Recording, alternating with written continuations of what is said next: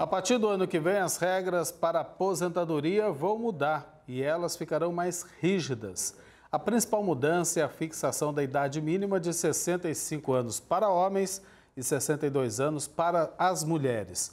Para a gente entender melhor essas alterações nas regras, a gente vai chamar agora a nossa amiga Rafaela Lourenço, que está como advogada especialista em Previdência, né, Rafa? Vai explicar melhor como é que vai funcionar. Há muitas dúvidas ainda em relação à aposentadoria com essa reforma na Previdência que foi feita. Uma delas é o seguinte: com essa idade mínima, quanto tempo de contribuição afinal? Boa tarde para você, tudo bem?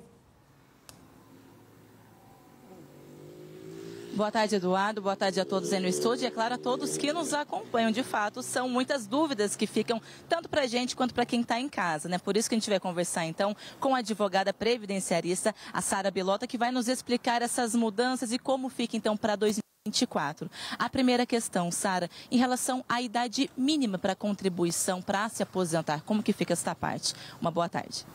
Boa tarde. Nas duas regras de transição que nós vamos tratar hoje, tanto o homem quanto a mulher, eles precisam, no mínimo, o homem de 35 anos de contribuição e a mulher 30 anos de contribuição. Então, essas duas regras que vão mudar em 2024 são para essas pessoas. E quem começou a contribuir antes da mudança, né, em relação a 2019, o que muda também? Como que fica essa parte tão importante? Há alterações? Como que funciona? Regras de transição, elas são para as pessoas que começaram a contribuir antes da reforma da Previdência, em 13 de novembro de 2019. Então, todas as pessoas que já estavam incluídas no sistema do INSS, elas estão sujeitas a essa regra de transição e que cada ano elas vão mudando um pouquinho, porque vão acrescentando um ponto na regra de pontos e 6 meses na idade mínima progressiva. Como que funciona na prática, né, para o pessoal de casa poder entender essa questão de regra de transição? O que é isso, agora tendo esses novos pontos? Na prática, nós temos 5 regras de transição que foram incluídas pela reforma.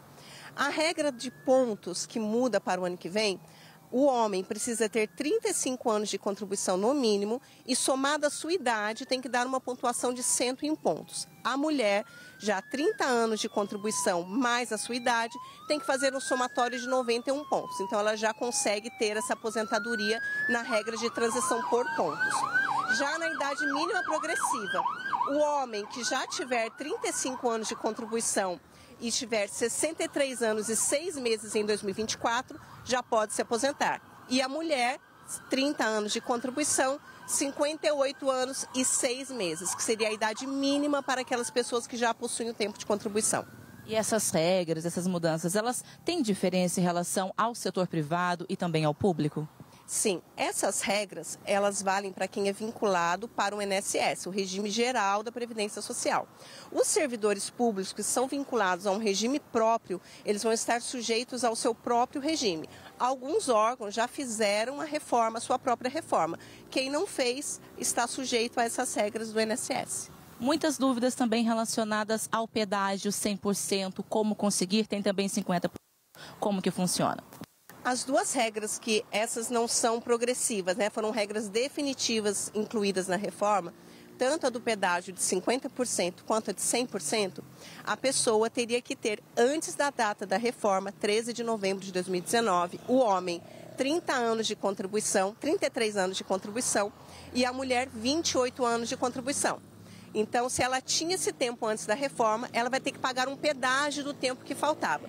Vamos dizer que a mulher já tinha 28 anos antes da data da reforma e precisaria ali de 2 anos para completar apenas o seu tempo de contribuição. Ela precisa pagar um pedágio de 50%, ou seja, 1 ano a mais para que ela possa se aposentar. E na pedágio de 100%, ela completaria ali 2 anos a mais de tempo de contribuição para que ela possa se encaixar nessa regra. E claro, também quais as orientações para quem está pensando na aposentadoria?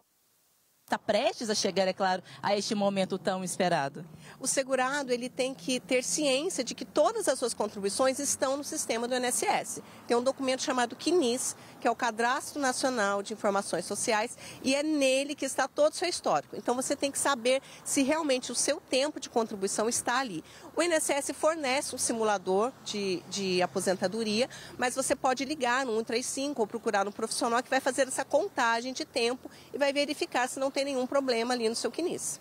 Sara, muito obrigada pelas informações. Então, estão aí também as dicas para ter todo este acompanhamento para quem já está pensando ou prestes a, claro, chegar a este momento tão esperado, que é o da aposentadoria. Letícia, Eduardo, eu volto com vocês. Maravilha, obrigada pelas informações, Rafa. Isso é sempre bom ficar de olho, porque sempre tem mudanças, né? Valeu, Rafa. A minha vai demorar ainda. Um pouquinho. Pois é.